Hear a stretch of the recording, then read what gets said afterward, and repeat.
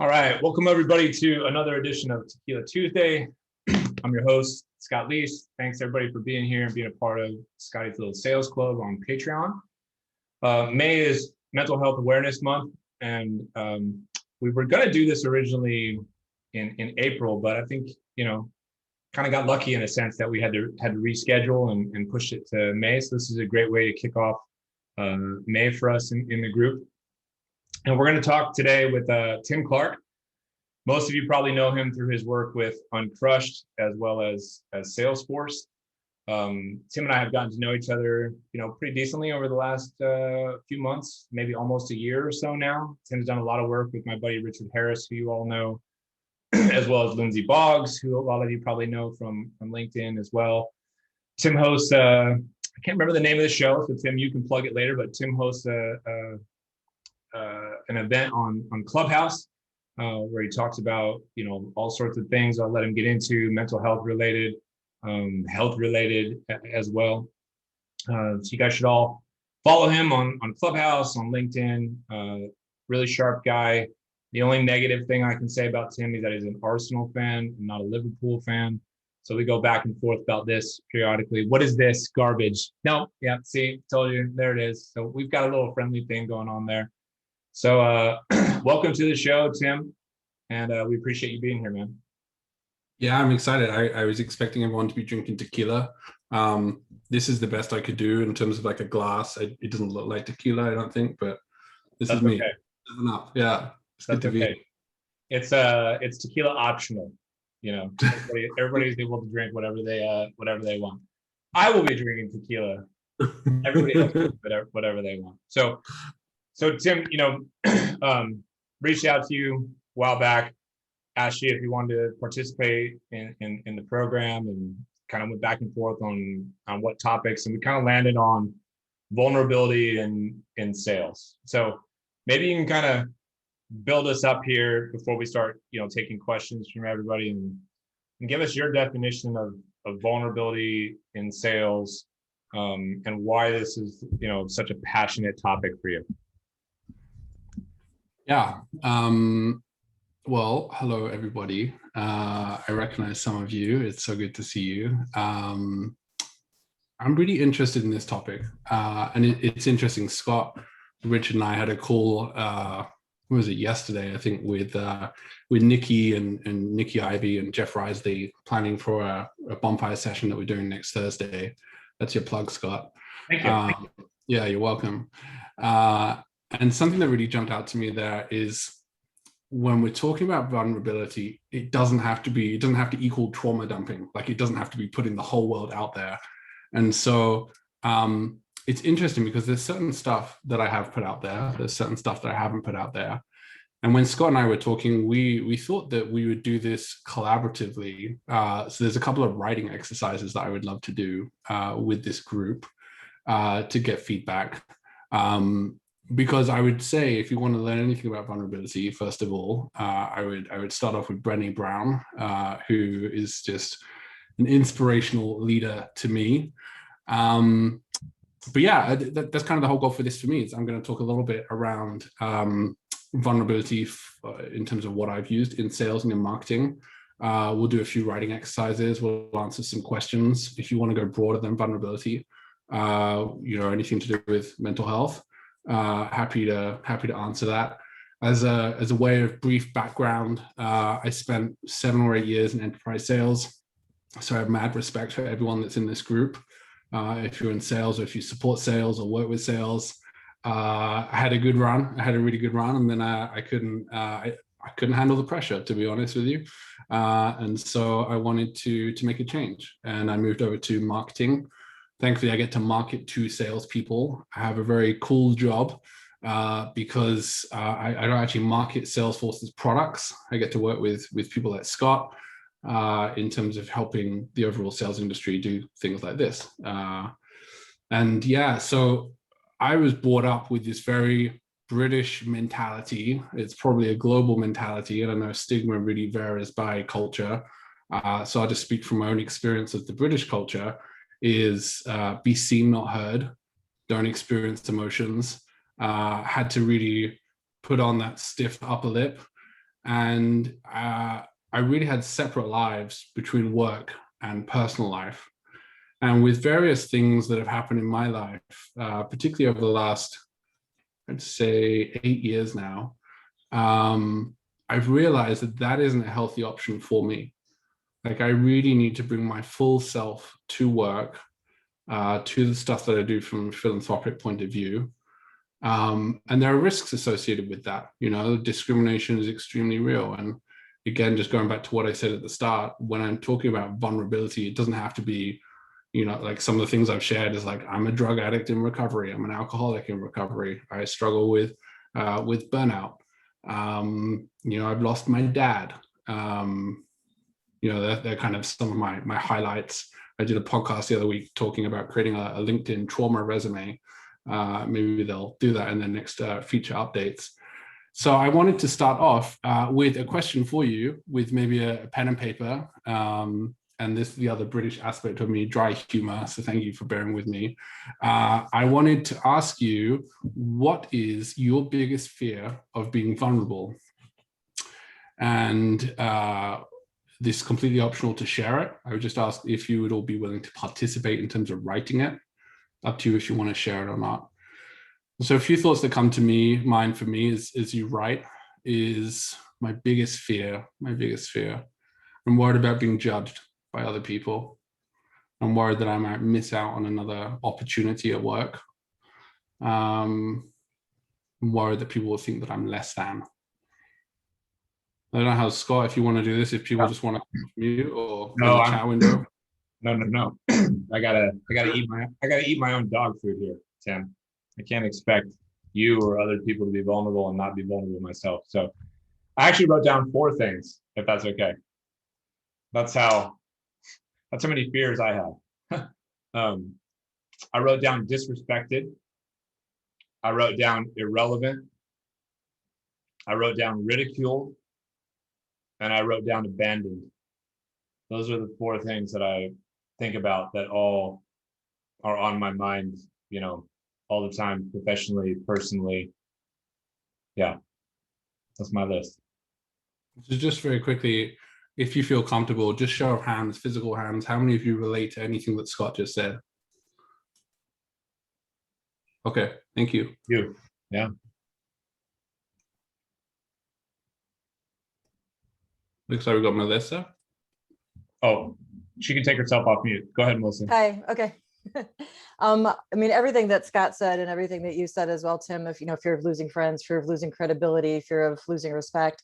I'm a,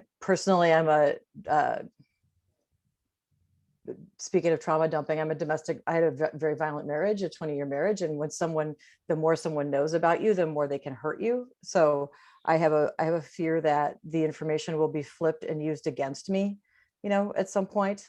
So that's my biggest, that's why I keep the guard up. You know, because people will say, oh, it doesn't matter or whatever. And then it swings back around when you're not expecting it, or it can. Yeah, thank you so much for sharing. If anyone relates to what Melissa just said there, in terms of information may be used against you, just raise your hand.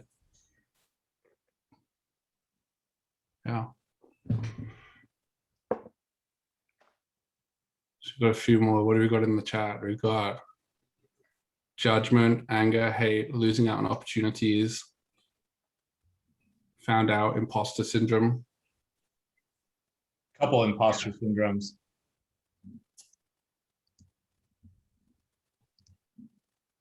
Yeah, sometimes like I've been on disability a few times at work. I've been at Salesforce since 2012, and it's been really tough coming back because certain times I feel that I don't fit in and that I'm not working hard enough.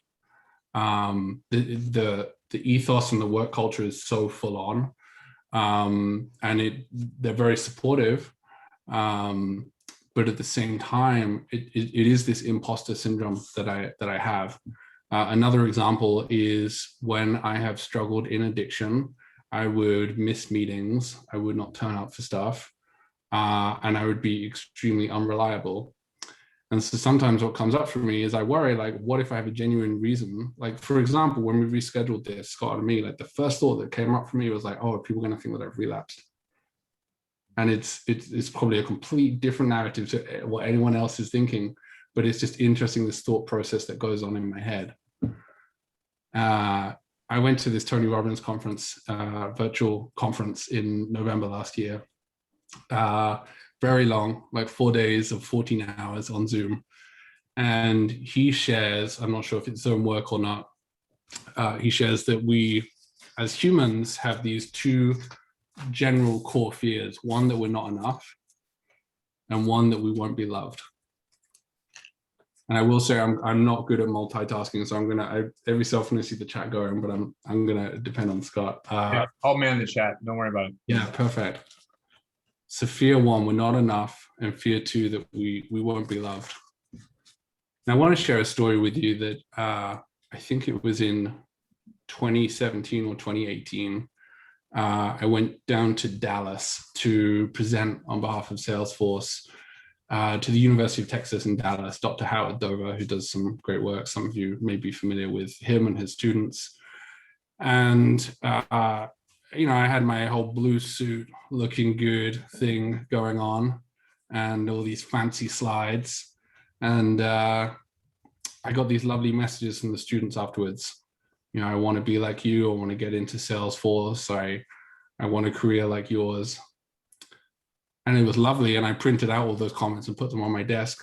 But now with a bit of reflection, I realized that they were only able to see the mask that I was wearing. And I felt like a fraud. And this is kind of the background for why myself, Lindsay, and one of our other co-founders, Janelle Cronk, created UnCrushed, because I wasn't able to sustain my health by wearing that mask anymore. And I just want to be clear, like, I know I'm sharing some what I think are heavier things. Again, I'm not saying everyone should go out on LinkedIn and say, I'm struggling with this. You know, we'll go into that a little bit more later on.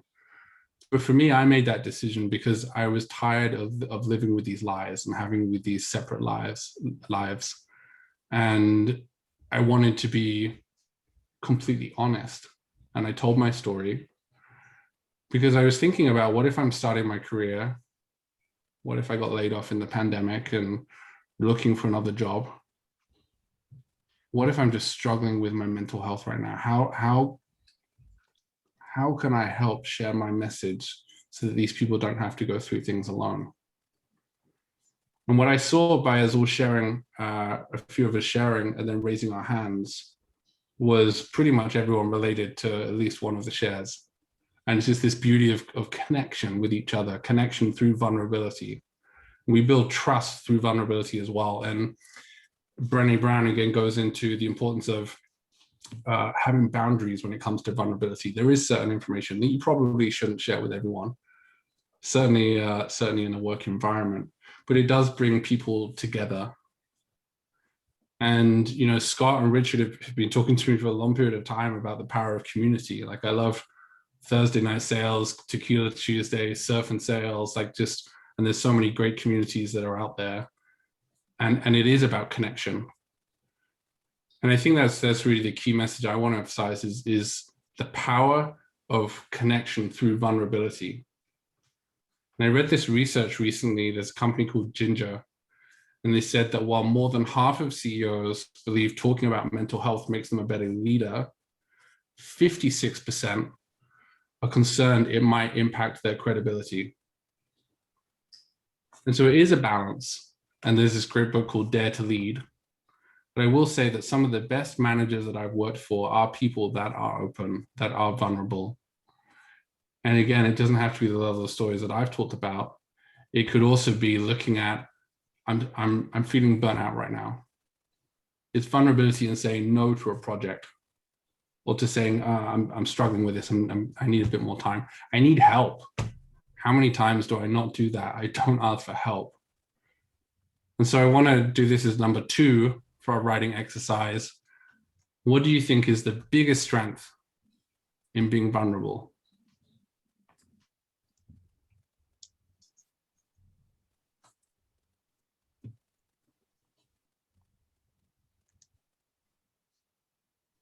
Yeah, I see this while you write that. I see that question from Brent around how do you learn who to trust when sharing? Brené Brown has this example of the marble jar. If you're putting some of your marbles into someone else's jar, you've got to have some of their marbles as well. It's a bit of a give and take. And I think it really takes time to build that trust. Okay, I see relatable, the deep connection. Yeah, you go, Scott. You want? I'll go first, maybe. Yeah, I love it. Yeah. So the biggest benefit to me is that as a leader, if you allow yourself to be vulnerable, you give permission to everybody else who works with you and around you to also be vulnerable and be their, full self. And when we're all totally transparent and honest about what's going on, fear goes away. And when you operate from a place devoid of fear as a collective group, you're extremely powerful. And so that's the first thing that comes to mind, for me in terms of the power of the leader being vulnerable.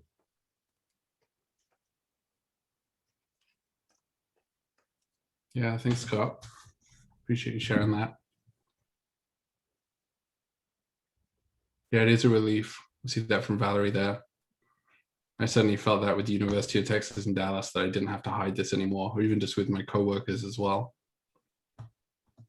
Anyone else want to come off mute and share?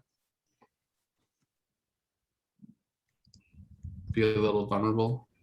I will. I mean, Scott, what you said, being vulnerable allows people to do that. So I listened to you on the podcast in 2019 or whatever, and that's what basically, inspired me to ask for help for the first time.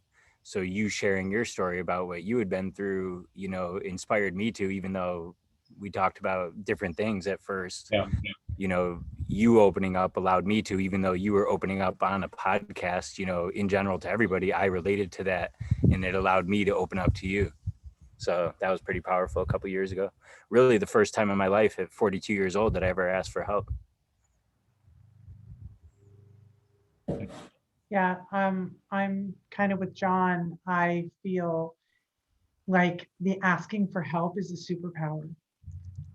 Really being able to, as a leader, say you don't know. And I used to wear this mask, but I had to have all the answers, have it all figured out in front of customers. I had to look like I was the smartest person in the room. And now I realize that that's actually one of the dumbest things you can do, because other people want to contribute and they want to be seen as well. And so if you are coming across like you know everything, then they don't have permission to ask questions and to open up and to share. So that's what I would say. I love that. Thanks so much, Jill. Can I just talk? I don't want to bogart the time, but we all need to be seen, heard, feel connected, and feel like we belong. Like those are needs that, those are the social needs that we have, right? And if you don't drop your guard and let yourself be vulnerable, you never really feel that connection, and you never really feel that belonging, because especially if you've got any kind of shame or guilt, you're always thinking, well, if they really knew me, they just like this, what I'm presenting. If they actually knew the real me, this whole thing would be over in a heartbeat. And so you never get that deeper connection. Yeah, thanks, Melissa.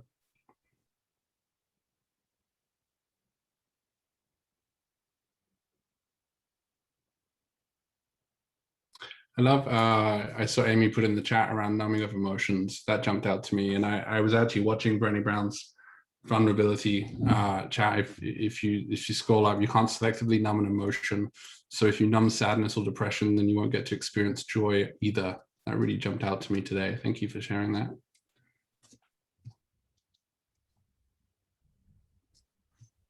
We did a couple of days ago, the Sales Cloud team, which I'm on, the product marketing team, we did this leadership team kickoff. And the question was, what's one thing that's going on in your life personally right now? And what's one thing that's going on in your life professionally right now? We had about 20 people on the call. 15 people. And the team as a whole was about 65 people. And this was 8 a.m. in the morning. And some of the shares blew me away. Because the old mentality, the British Tim who didn't know how to deal with life would have been like, well, I've done this many webinars this month and I've got this many likes and comments and, you know, generated this much in pipe and ACV. There were people sharing on that call what they were struggling with. And it was so interesting to me that they had the choice between personal and professional, and they started out with the personal. And I love in some of the shares already today, we've just talked about connection so many times. It's my belief that over the last 18 months, 15 months, we've been going through this collective trauma together. Pre-pandemic, 1 in 5 people, according to Mental Health America, experience some form of mental illness at some point in their life. I suspect that number is a lot higher now. And we've been doing some research, which is coming out in a few weeks' time, which is going to talk about that, particularly in sales. Go back to what I said at the start, we're in such a highly stressful job. And it just adds into that pressure. And so I love for me that I got to do this meeting with the leadership team and I felt connected to people. Just like I appreciate everyone that's sharing here in terms of connecting. And I just want to say as well, if you're not sharing, that's totally okay. Everyone is at a different place and a different day. Just the fact that you're here and listening is awesome. I still struggle with this imposter syndrome. I feel like before I lived to work, I didn't have a clue who I am personally. Now, my brand, so to speak, my values is that I want to be authentic and as honest as possible in every conversation that I have. And they're still with boundaries. So for example, thank you. I'm not going to go to my boss and say like, hey, I really got some cravings for cocaine today. Probably not going to do that. However, thankfully, I've built up a support system. And so I know which conversations to have with which people. Sometimes I call out Richard and I'm like, hey, I'm struggling right now. I feel pretty burnt out. And that's because I've built up a level of trust with Richard. And I would just encourage everyone, find a safe person. And it's kind of what we do at UnCrushed. When Janelle, me, and Lindsay created the organization, I did not want to be the face of it. I don't believe there should be, even though I had this brand expert who was working with us, and I'm grateful for her time. But she said, you know, you'll get way more donations if you make it around a story, around a person.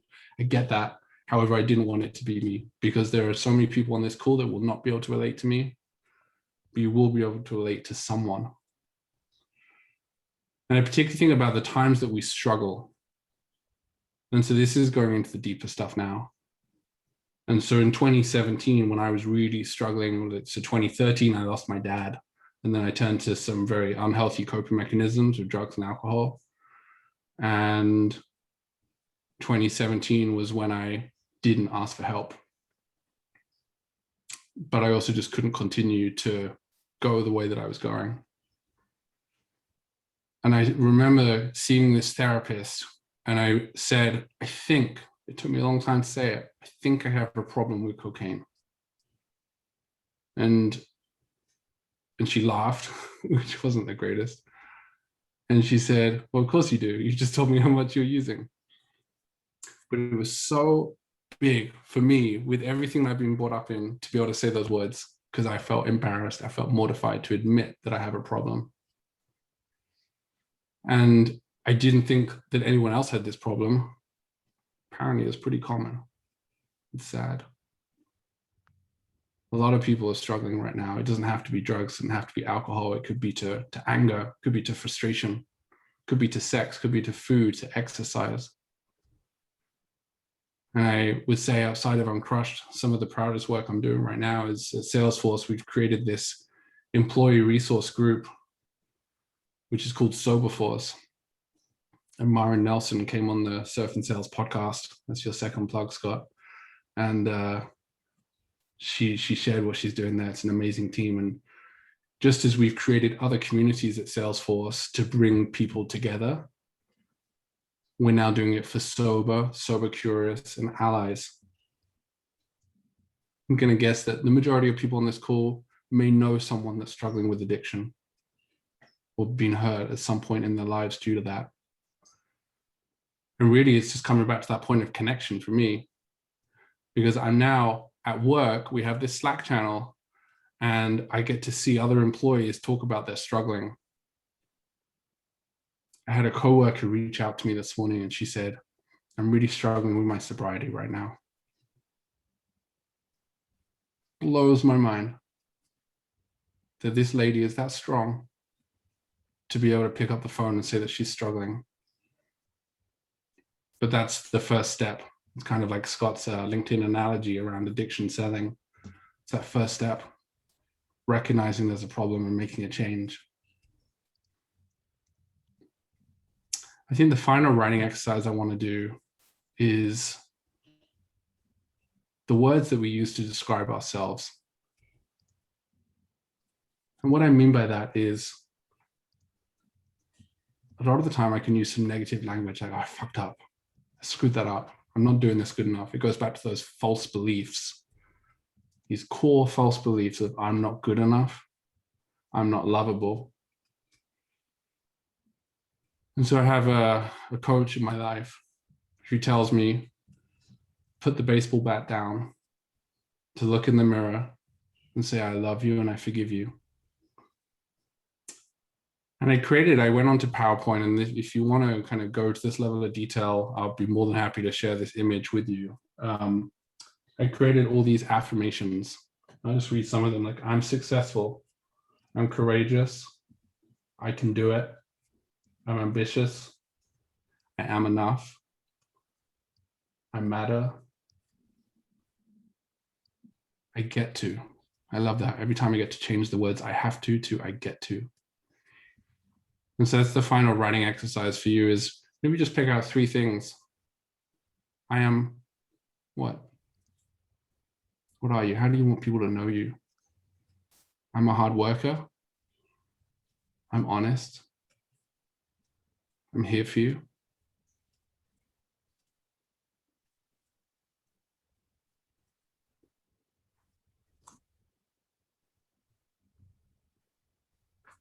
Yeah, I love that TED Talk, Amy. Johan Hari has this amazing book called Chasing the Scream. And blew me away. I thought sobriety was enough. Thank you for sharing that. Scott, you're up first. Sure. I wrote down 2 things. And I wrote down, I'm a survivor. And I wrote down that I care. I think that's what I want people to know. And I think that, and hope that kind of shines through in a lot of the work that I do and a lot of the things that I talk about. I've certainly talked about my health struggles, which are going on over 20 years. I've talked about how I got addicted to opioids in the process and kicked off of that. Talked about how I've had autoimmune disease, colon cancer, all the things, 9 surgeries. People here, for the most part, are aware of all this kind of stuff. I want to be known for that, just as potentially like inspiration that other people can get through whatever they're going through as well. And I want people to know that I care, and I try to go to great lengths to demonstrate that.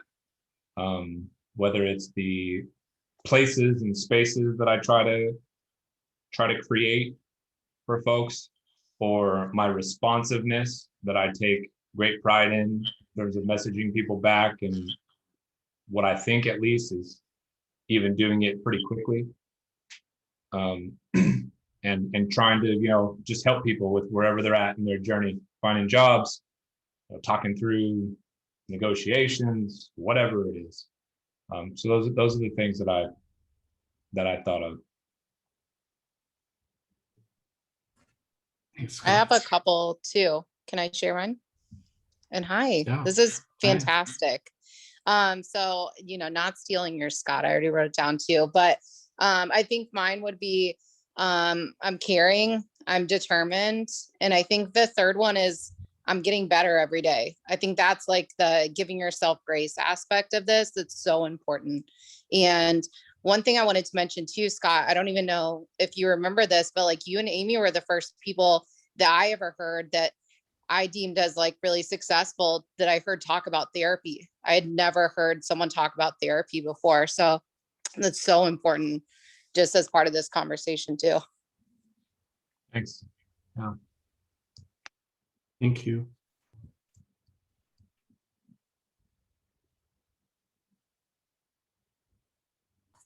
Catherine, do you want to? There you go. Oh, hi, thanks. I was waiting for others to ask a question. Related to self-talk, I've had terrible self-talk my whole life. And so for my nieces, I try to work with them. And one of my proudest moments, I feel like I could almost cry. Recently, my niece was doing cartwheels and she caught herself. And instead of saying, that was bad, that was terrible, I stink at this, she caught herself and said, you know what, I can do better. I'm going to do it again. And I just felt so, here she's 8 years old. And I just felt so proud of her already catching herself with a negative self-talk. It was a very happy moment. That's great. Thank you so much.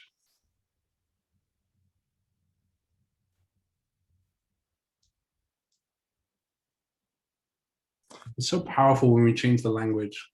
Again, as I said, like, I have to do this. I get to do this. There's so much in my life I get to do today. One of the other ones, I just bought Oprah's new book, and I heard this also from Tony Robbins. Sorry, two things. Tony Robbins says, life doesn't happen to you, it happens for you. And then one of Oprah's new books, and I'm not sure the title specifically, but the saying goes, what if you change the narrative from what's wrong with you to what happened to you? Complete mindset shift. And I love Scott as well, how we mentioned that point. I think it's one thing to say, this is what I want people to know me as. And I think it's another to be seen through your actions and to be known through your actions. Tim, one of the things I was thinking about too here is someone told me about this, but this exercise for people who have trouble with like rumination and like dwell in the past a lot. It's basically this exercise of if I was faced with this same decision, whether it be like career or spousal, whatever it is, if I was faced with that exact same decision today with the information that I had at that time, would I still have made that same decision? And almost always the answer is yes. Like based on whatever amount of information you had at the time, yes, you would have made that decision. And then today you kind of are at a different place. So then you make a different decision at that time. But I saw some comments about like kind of rumination and getting stuck on stuff, but I thought that was really helpful. Yeah, I think it ties in. Thank you for sharing that. I think it ties in with the meditation aspect as well. Like there's only one moment that we have in this life, which is right now. And I admit most of the time I live in the past or I live in the future. And for a long time, I've been to multiple treatment centers while trying to get sober.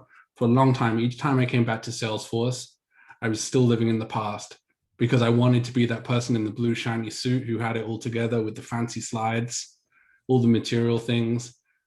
But I also was not able to maintain my sobriety whilst operating at that pace. I was a complete workaholic, and I just put, as I said, I live to work.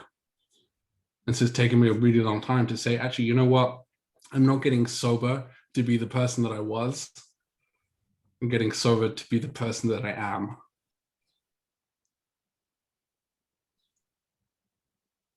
I think touching on that, Tim, forgiving yourself. Forgiving yourself, letting yourself off the hook. And a phrase that I've used for myself and people who maybe have harmed me or not is, I was doing the best I could at the time. He was doing the best he could with the tools and the equipment that person had. That's the best they could do at that time. End of discussion. Move on. Because it is so easy to get caught in the past and caught in regret and shame and embarrassment and guilt and all those destructive feelings. Tim, Yes, that's a great point. Yeah, Scott. Yeah, I've got a few questions in the queue. Sorry, we kind of want to take Yeah, a let moment me here. wrap up. Yeah. Let me wrap up 2 points just in response to that. I think that is so important because I look at some of the emails I used to send to people, very unprofessional, but maybe it was considered professional because it's like, do this, do this, do this. Now, again, go back to what we've all been experiencing. We don't know what's going on behind someone's mask. I just shared like what was going on behind my mask. And so like, how do we treat each other with empathy, with compassion?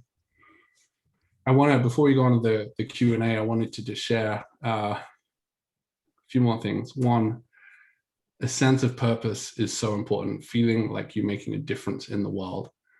And this is something Jeff Risley and I have been working on this sales research. We had 800 people responded and it's coming out in the next few weeks. And that really jumped out to me. What are the most successful salespeople, successful in terms of sales performance as well as mental health right now, is people that feel that they're making a difference in the world and have a sense of purpose.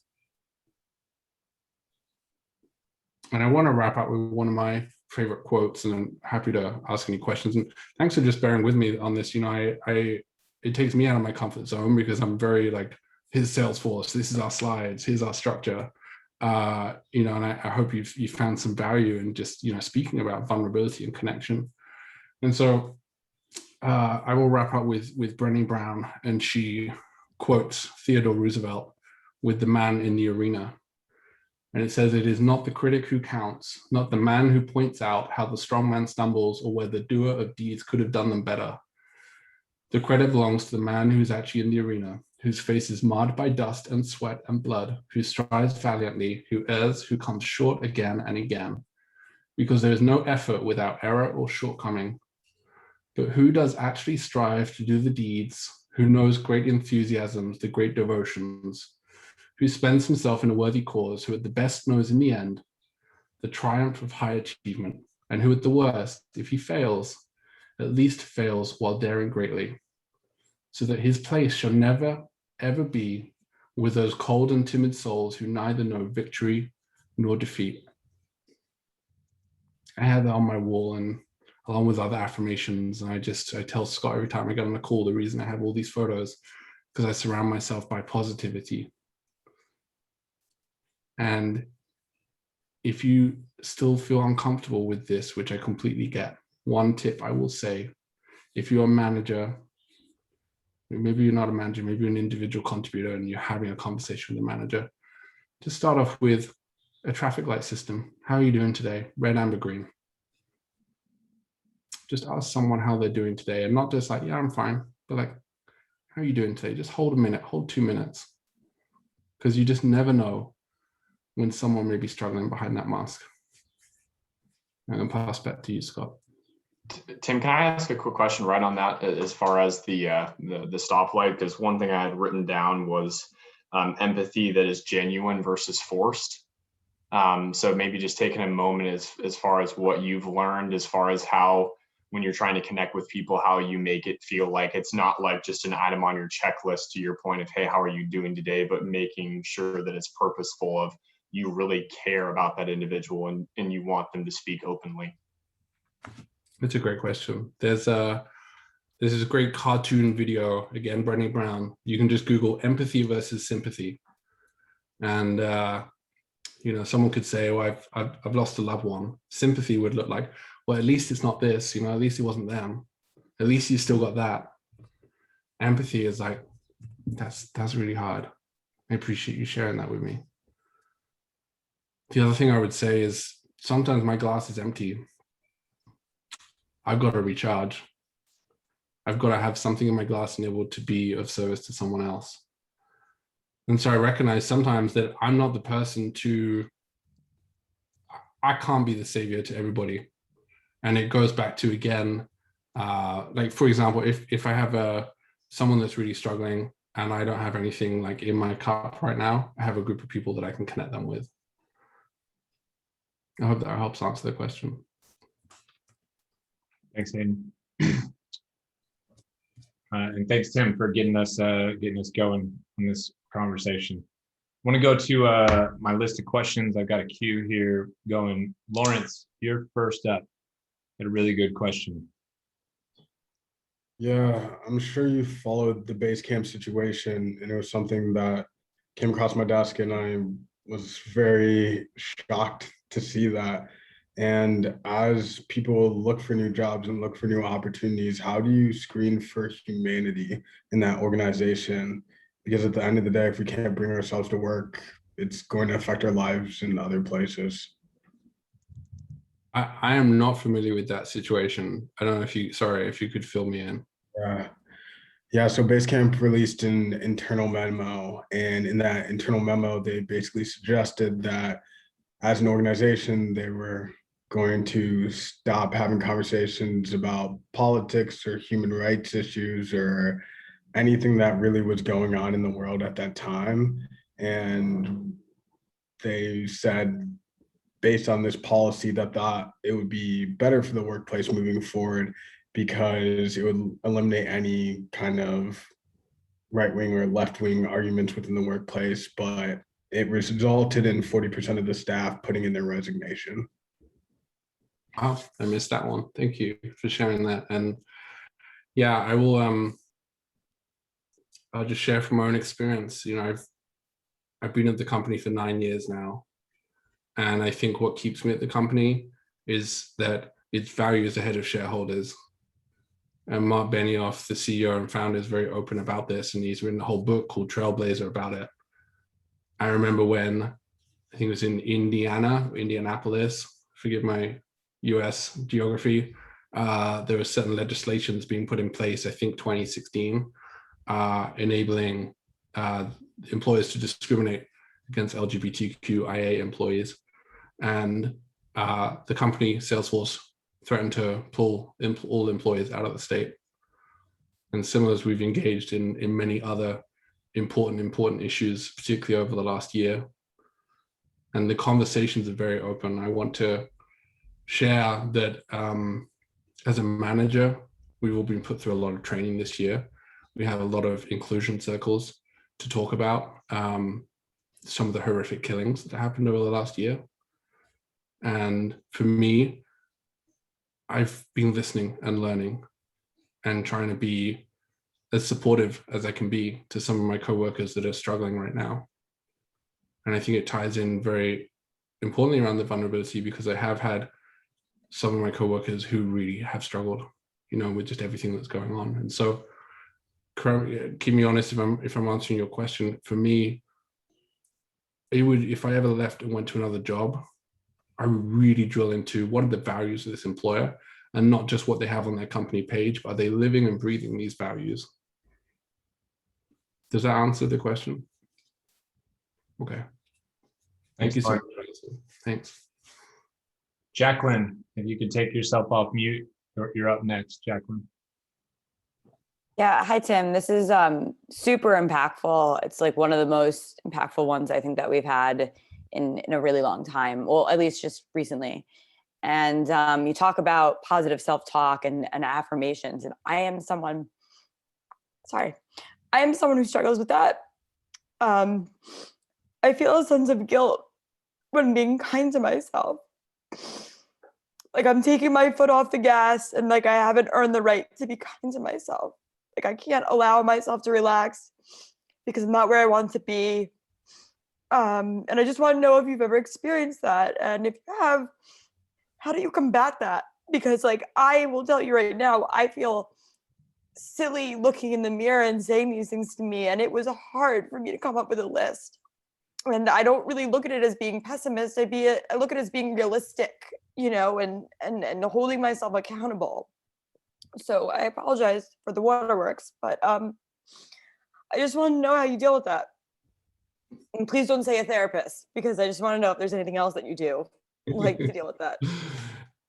First of all, you probably heard this. There is no need to apologize for experiencing your emotions. And it's interesting when we're in person, the amount of times when someone cries, the instinctual thing is to pass someone a tissue or to tap them on their shoulder and go, there, it's going to be okay. And it's because as humans, we are conditioned not to feel comfortable with emotion. Like, I feel uncomfortable, you're crying, please stop. And I just want to say, what a beautiful thing that you're experiencing your emotions right now. That's very vulnerable.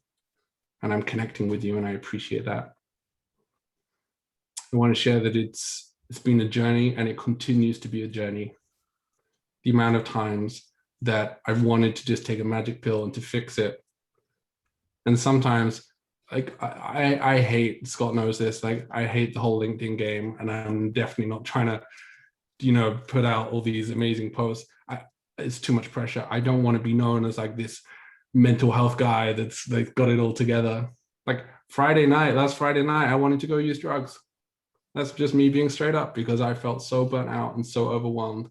And these irrational fears came up again of like, I'm not good enough. I don't deserve this. Because normally for me, it's not when things are bad, it's normally when things are good that I feel that I'm not worthy of it.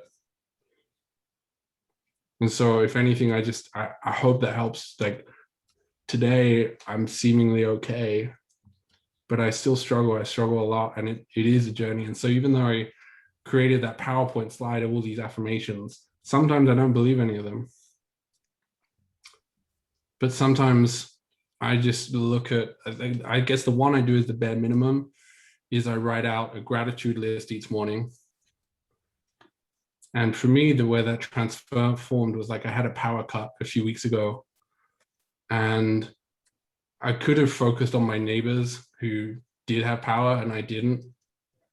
I could have got angry, I could have got stressed out. But instead, I just reflected on the fact that I normally have power, which gives me Wi-Fi, which gives me safety, which gives me Zoom, which gets me to connect with other people. And it's sometimes just some of the simple things that I'm not grateful for. We're all lucky to be here right now. I'm very grateful you shared that, and I hope that helps answer the question a little bit. It does, thank you. My other question was, you mentioned earlier sober curious, and I've never heard that term before, and I know it kind of probably sounds very straightforward, but I've never heard it before. So I was just kind of curious about what sober curious means. Yeah, it's I was brought up with the mentality that someone who was an alcoholic or an addict was someone of a particular socioeconomic background, homeless person. And my whole experience has changed that to say that actually everyone struggles in some regard with something, whether it's social media, video gaming, I don't know, LinkedIn. And so I start off there because I also had the mentality that if you're sober, that therefore means that you were an alcoholic or you were an addict and that you have a problem. And actually, there are so many people in the world that are sober for religious reasons, for health reasons. Some may have had an addiction problem. And so sometimes when we talk about sober curious, there's two angles. One, it could just be someone to say, hey, you know what, I'm thinking of making a change to my lifestyle. I want to lose some weight. I don't want to feel like this every Monday morning, whichever day. The other aspect of sober curious is to be a better ally to other sober people. And so like one thing I would offer as a tip is like, next time you want to do a team outing, virtual outing, you know, maybe try something like a painting class. I did a painting class yesterday. This is my painting. I can't paint for shit. And amazingly, like I came up with this. I actually really like that. That's Thank well you. done. It was great. And so like that's another aspect of sober curious, is like, how can I support sober people? Now we did this, I know it's been recorded, but fuck it. We did a Salesforce event, and they had Snoop Dogg and a chef, a lady, I've forgotten her name, very famous, Martha Stewart. And they were talking about weed, lots of weed stuff. And for me, it triggered something in me. And I was also looking at like, should Salesforce be using a platform to do this? But I looked at that and I provided that feedback. The best I could do was providing the feedback and saying, hey, you know what, like there are many people struggling right now. I think there's this research, 12.6% of people in America are struggling at some point in their life with some form of addiction. It's a lot of people. And the last thing I would just say on that is, like, the sober people doesn't have to mean like we're the anti-drinking club. You know, like I I laugh every time I see John Barrows like smoking up the weed, and whoever was doing the videos on 420, like no judgment. It doesn't work for me. That's the only problem. Yeah, like I'm totally cool with it. Like I actually, again, I know it's being recorded, but I'm actually a fan of decriminalizing certain drugs. And again, Johan Hari's work. There's a great case, which is a whole nother topic. But anyway, I've gone very off topic. I hope that answered the question about Sober Curious. No, it did. And I just want to know, and again, excuse my ignorance, is Sober Curious like a term that's unique to Salesforce, or is that just a term that's out there? Is that something that you? Yeah, I believe it's out there. Yeah. All right. Well, thank you. Thank you so much. I forgot that this was being recorded. So Scott, if you want to just like trim the crying part out of that, that would be. If I actually knew how to trim the video, then I might be able to help you out with that. We have a question from Jeff Croker.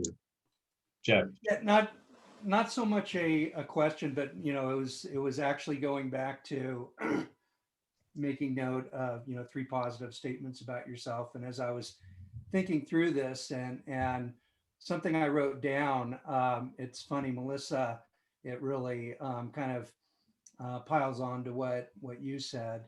I said I'm a forgiver, and I've been through Melissa some opposite side of the equation with my ex-wife, who, by the way, Tim is an alcoholic, and so I was somebody that was negatively impacted by that, and some horrible decisions that my parents made, and I've lived through all that, and I've excelled. And I had this epiphany while I was cleaning out 2 trash bags full of raccoon poop as I was getting my boat ready to launch into the lake.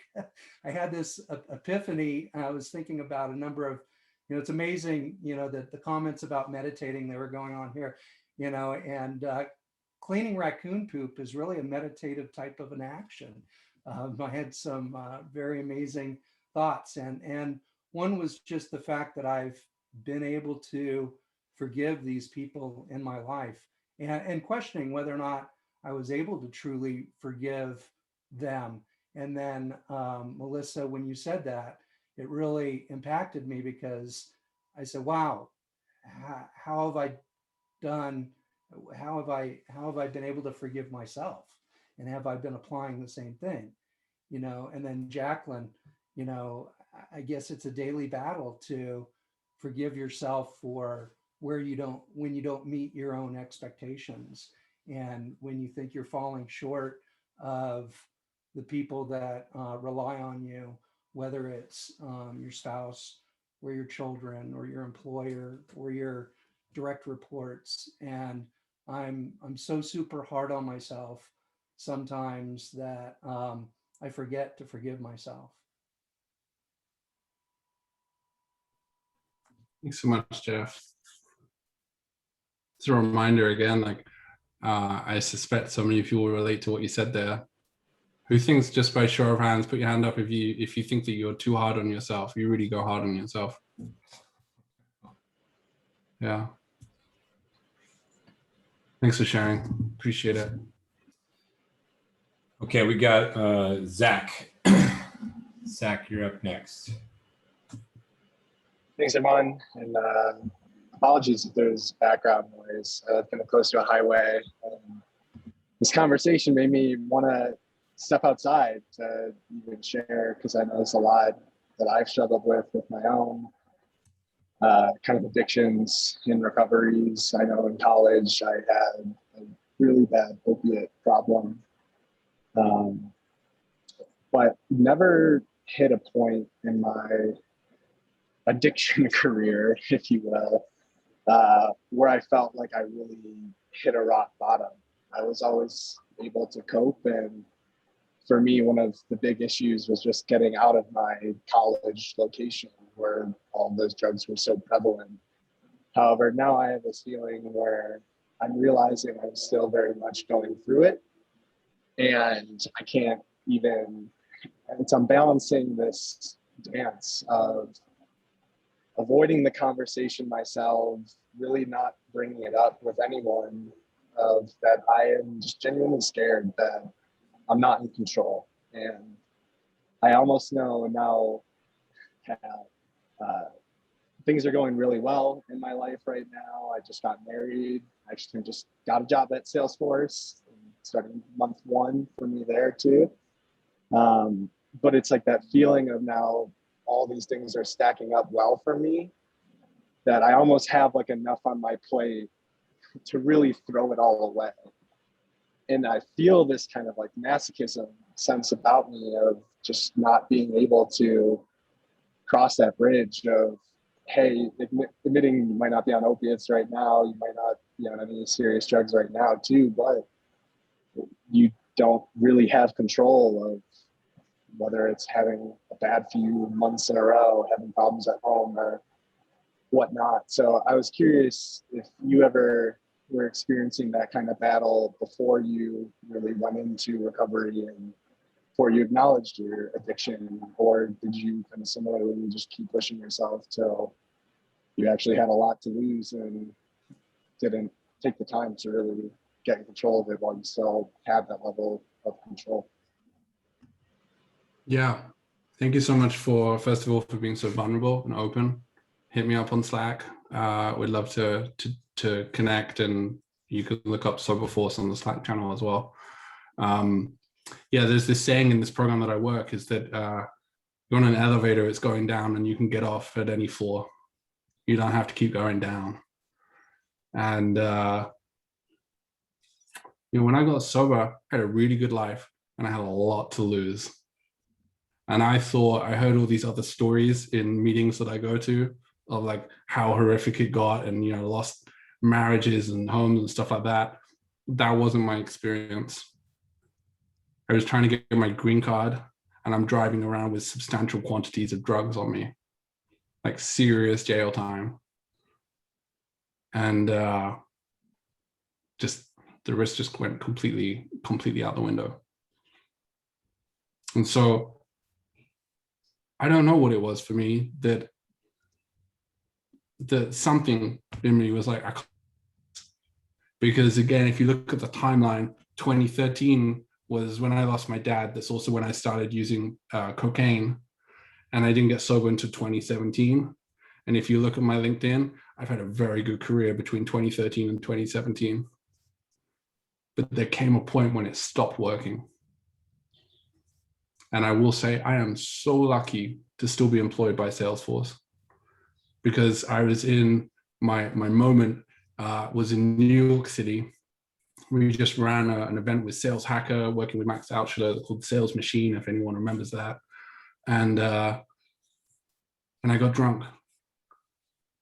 And I called my boss and my boss's boss some very expletive words. And it's interesting, they didn't see me being drunk. They saw that I was having a complete and mental breakdown, that I had just given up, and because I was suicidal and I was making all sorts of threats. And to me, that's something bigger than me, and I won't go into that whole spirituality aspect, but that was something so powerful for me, because they could have fired me. They should have fired me on the spot, but instead they could see that I was struggling. And so I would love to connect with you, and and for anyone in here, like, if you are struggling, you don't have to get to that point. You can make, again, go back to what I said about the sober curious thing. Like, if you just want to make a change in your lifestyle, doesn't mean that your life have to suck, but if you want to make a change in your lifestyle, you can make that change. I hope that helps, and we'd love to connect with you more. Yeah, I appreciate you sharing. It's definitely a powerful topic, and appreciate everyone being so open and accepting communication. So thank you guys. Thanks, Zach. Lori, you are up next. Thank you. Hi, everyone. I'm Lori. Tim and Scott, thank you for this topic, and thank you for sharing. I want to see Tim. So I have gone through lots of 12-step programs. My other half is an addict, and so that automatically makes the Al-Anon person codependent. So I don't really know that I have questions, but I just wanted to share. It's so refreshing to have people be honest and transparent. One term I've learned through therapy is the term intimacy. And you can also think of that as intimacy. And I don't know if you guys have heard that, but when you're vulnerable and when you're having honest conversations with people, it's a more intimate conversation. And so I do kind of wonder to myself how you would have those boundaries in the workplace. And I've just started a new job. And so, I'm careful in making connection. I'm just careful about what I say. I feel like I need to be quiet oftentimes. And another acronym I've learned through all these years with people that I'm close to through the program is the acronym WAIT, WAIT. And that means, why am I talking? And that's also another very helpful acronym, because sometimes you just need to be quiet and let others talk, and not add to the chaos of life. So anyway, I really appreciate what you guys are doing there at Salesforce. I had heard the other interview that they did on the podcast with the other lady that started your group with you. And anyway, and I also wanted to encourage the last young man that spoke just to seek you out and take some steps to take care of himself also. So that's it. Thank you. Thanks, Lori. Thank you. Gemma Lee, got a good question from Gemma. Hi, Tim. I'm looking forward to our event on Thursday, as you know. But my question for you is going back to what you said near the beginning of this event when you were talking about still staying firm with your boundaries while being vulnerable at work. And I was just wondering if you had any advice on that. Because to give you a little bit of context, I'm somebody who has poor boundaries, but I've gotten really good at setting my boundaries over the past 3 months. So I was just wondering if you have any tips or advice that I can, implement and execute at work. Yeah, thank you, Gemma. I'm looking forward to Thursday as well. Yeah, it's really interesting. I also have struggled in the past with setting boundaries, and again, I don't think I'm a good example of it, so to speak, because I'm so open with everything, and that's mainly because of my journey and what I'm trying to do with UnCrushed, and I don't recommend that for everybody. What Brené Brown talks about is a few things. One is looking at what's your intention with what you're sharing. So am I trying to be the victim? Am I trying to get something out of someone, like trying to get some time off? Or is my intention pure? Is it because I'm really struggling, I really need some help? The second thing is also questioning who we're sharing it with. And this goes back to, I think you may have heard from some of our Clubhouse rooms, we talk about building your personal board of directors. Does this information need to be shared with this person who I've only met twice? Or is there someone else in my life that I could share this with? And the final aspect she talks about is whether it's the right thing to do. Is it the right thing to do right now? And I love the acronym that was shared previously as well. Sometimes it's just slowing down. I notice sometimes that when I'm stressed and just going, and then I get an email or Slack message and I'm like, oh, I don't want to just, just chill out. And so sometimes I just need to step away, because I believe I need a shift in my mindset. And again, this is some of the Tony Robbins work. He talks about shifting your energy before you make any decisions. And so I would say, if you're going to be vulnerable with someone, you're making a decision. And so make sure that you're in the right place before you share something, just so you don't, not left with a vulnerability hangover. That's a whole other conversation. Vulnerability hangovers are real things. And sometimes I'm in that space, but I hope that helps a little bit, Gemma. It definitely does. Thank you. Yeah, you don't have to share everything with everyone. Just picking the right things for the right people and find someone that you feel safe with and you can trust. Alexine, you're up. Hi. So question here, kind of spinning off from what we were talking about in the comments a little bit. I shared an example. So mostly just to like kind of get anxiety in check. I stopped caffeine, alcohol, extracurriculars, everything, and for the last year really, and just did like a dry year. What I found was I faced a lot of backlash from that in the form of like team happy hours. I remember one guy on our team would always call me like the team scribe every time we went to, like, if I did try to go to a happy hour, but then if I didn't go, then I wasn't a team player. So I know like sales is obviously like a drinking, drug heavy culture. We all know this. I guess ideal state, obviously our companies, to your point, Tim, earlier, it's like, what are some other activities maybe we can do except, besides drink? That's definitely one avenue. And I wish that companies own this more often.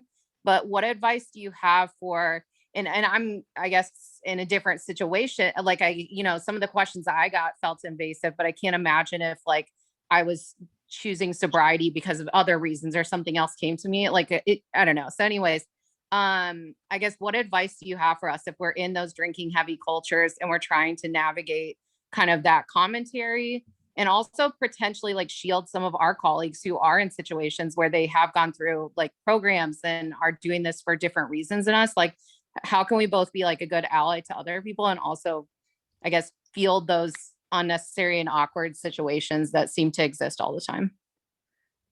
I love that question. I remember, I don't know, Dreamforce 15 or 16, and I was at a party. I wasn't sober at the time, and there was a lady there, a coworker, and I was like, come on, let's drink. And she was like, no, I don't drink. And like I was pressuring her almost, to be like, come on, this is gonna be fun, it's gonna be great. And so I love that question around allyship, because it turns out she's actually in the same program as me, and I found this out a few years later on. And so I wonder what pressure I had managed to put on her that time. And thankfully she had a few 24 hours under her belt and was comfortable. I would say, first of all, number one, you got to do what's right for you. And it's like at UnCrushed. Any volunteers that come into UnCrushed, this is the priorities we put it in. We say, number one comes you. Number two comes your friends and family. Number three comes your job. And number four comes UnCrushed. We want to be the lowest priority. Particularly for anyone that is sober, at least I'll just use I statements. For me, my sobriety has to become my number one priority at all times. And I have fallen down. I didn't really get into this too much, but I'm happy to at another time. Like, relapse is a big part of my journey. I'm not a one and done. Like, I've struggled with this. And that's why that Teddy Roosevelt quote jumps out to me, because I've definitely been in the dirt and I get back up. And so I have to put my sobriety first. And there's this saying, if you go into a barbershop enough times, you're going to get a cut. And I recognize it is hard. Like, I remember all my days in sales, which was in England. I couldn't imagine how to connect with other people. But it's also really interesting.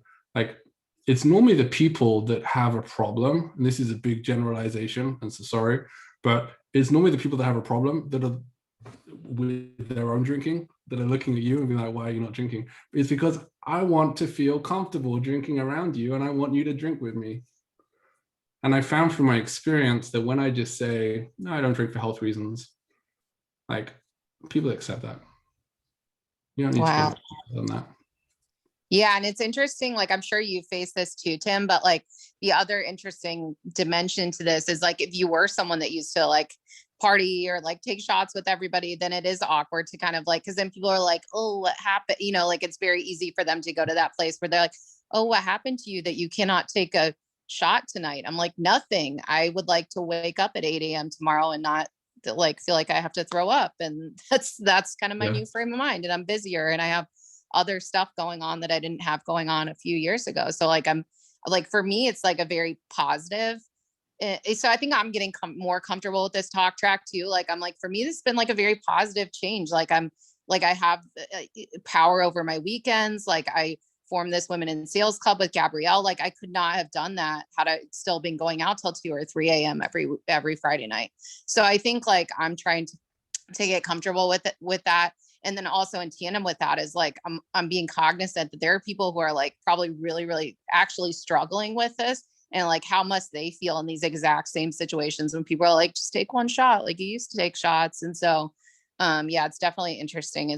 But I think like, all in all, like we're just in a very drinking and drug heavy culture, and that's part of sales. And I think that's a real challenge for everybody. And I think that's why probably there are so many people in this field specifically that have struggled with a number of different things. So yeah, thank you for this session. This has been awesome.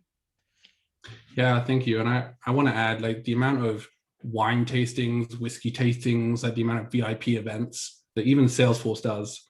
You know, if you are involved in any of those, again, I just want to reiterate, I can't drink. I have no judgment for any of you that drink. I just have a problem that I can't handle it. But, you know, one of the things, if you want to look at how to be an ally, that's one step that you could do in terms of being an ally. If you're aware that your marketing team are doing those sort of events, like, cool, do a cocktail event, but make sure you offer mocktails, offer some non-alcoholic options. Same as like we did a cookery event. You know, there was so much conversation around wine pairings. Like, maybe give me a nice non-alcoholic option as well. So not trying to be the no drinking club, just saying like, let's look at how we can make it more inclusive and bring in other options as well. Got time for maybe one more question, and Jill, you're next. Okay, thank you. First, I want to say what a powerful evening. Thank you so much. Thank you, Scott, for always bringing people that elevate our way of thinking, not just talking about sales strategies, but talking about us as human beings. So as a human being, I've just left the company that I founded a decade ago, and I'm in the job market.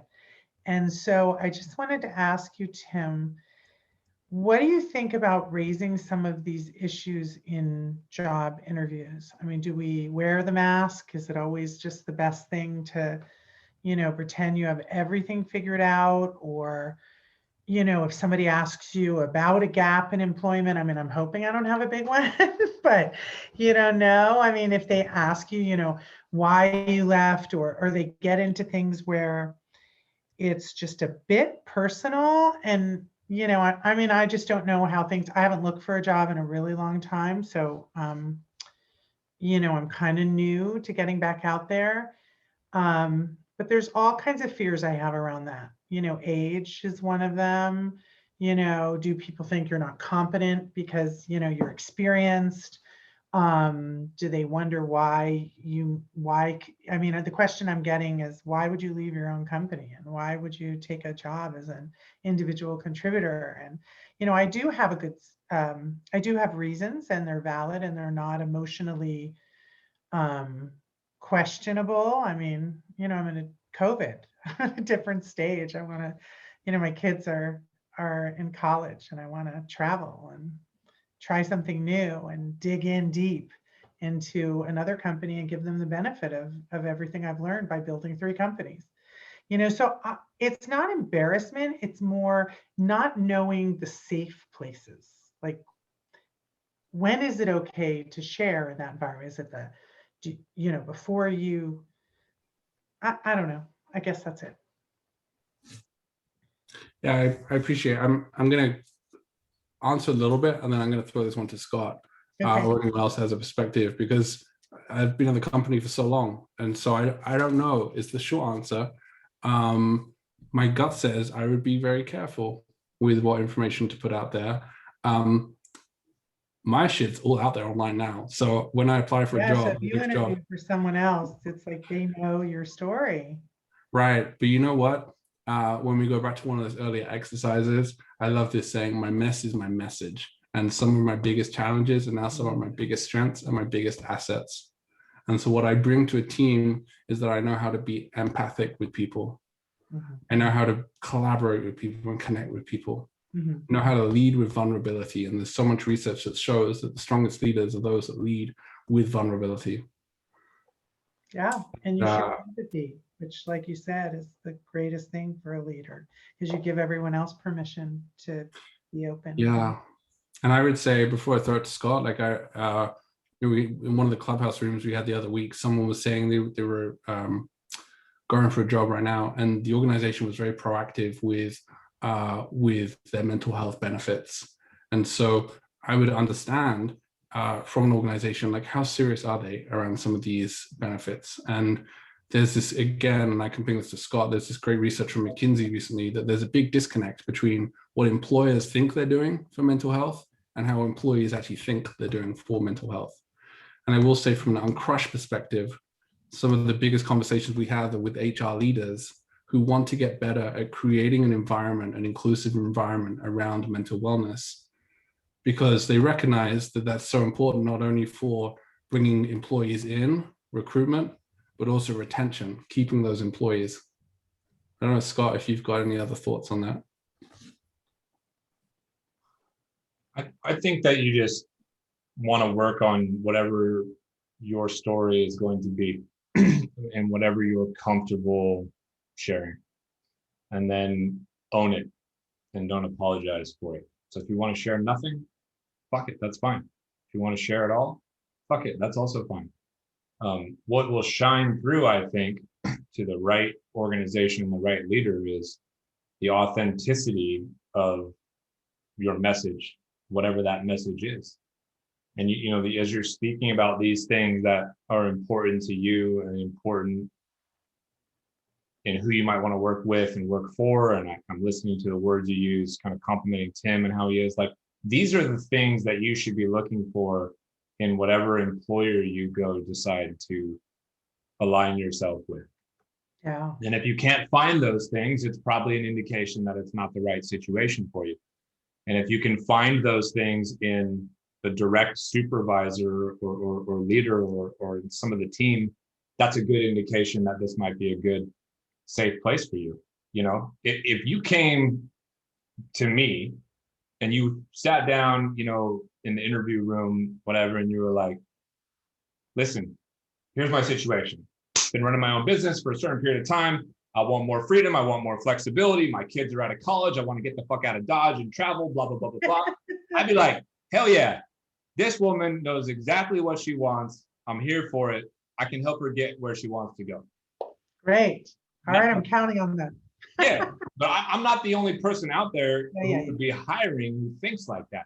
I think you just want to find somebody who, you know, who gets it, who gets you, and who is unafraid of somebody who owns their narrative. Like, I'm not trying to control you or change who you are. Yeah. I hear you. I understand who you are. Now let me help you get what you want. And that would be the same way if, you know, if Tim came to me and was looking for a job, I'd be like, tell me your story. Okay, I know who you are now. What do you want to do now? All that shit's in the past. What do you want to do? Who do you want to be? What do you want to be here? What do you want to do with yourself? So I think just work on the story, you know, and figure out what parts you're comfortable sharing. And there's no right answer, in my opinion, other than what feels right to you. And once you land a job, if the comfort level grows more, you can even share even more if you want, if it feels safe. But I think you want to just own the narrative. I'm huge on owning the narrative. That's why I started talking about my illness and my surgeries and my opioid, you know, kind of situation, because I don't want anybody else to kind of steal the narrative from me. That shit's mine. I get to talk about it. I get to control what everybody hears about it, right? Yeah. And for me, that felt empowering. Yeah. So I would encourage you to maybe think about it that way. Thank you. Yeah. I will. Thank you both so much. Well, we've come to the end of the night here. Appreciate everybody sticking with us. Tim, thanks as always for being such a wonderful friend and advocate, and you know, source of inspiration for everybody who's living similarly shared experiences, either directly or indirectly, and providing so many safe spaces. Can you talk a little bit, real quick, before we get out of here, and maybe you could drop them in the chat even, but can you share some of the resources that you have access to that might be good for everybody, right? UnCrushed, your clubhouse rooms that you host, things like that. Why don't we get out of here with you telling some people where they can maybe continue this kind of conversation. It's funny you ask. I just put out a LinkedIn post a couple of hours ago. Not the time you tell me to. I'm still working on that. Yeah. So there are a few ways. Number one, we're finally a 501c3. And so if you did want to make any financial contributions, you get the tax benefits. We are looking for volunteers. As always, we're about a team of 12, 13 people right now, spread across the US. Anyone is welcome to share their personal experience on the website. That's really what the core of UnCrushed is helping people to connect and share experiences. So in this LinkedIn post, I just talk about the fact that it's community-led. Everything is about community. It's what I love about a 501c3 is even though I'm one of the co-founders, that I don't run it.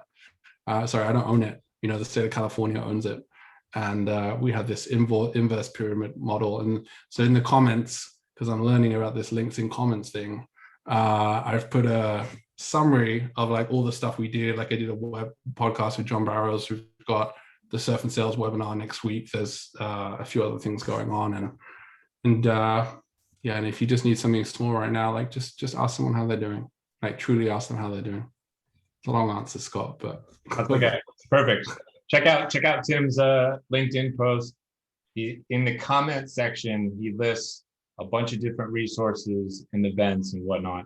Not to take away from the body of the post, but in the comments, there's all these great resources and things. So thanks again, Tim. And thank you to everybody for being here and participating and being open.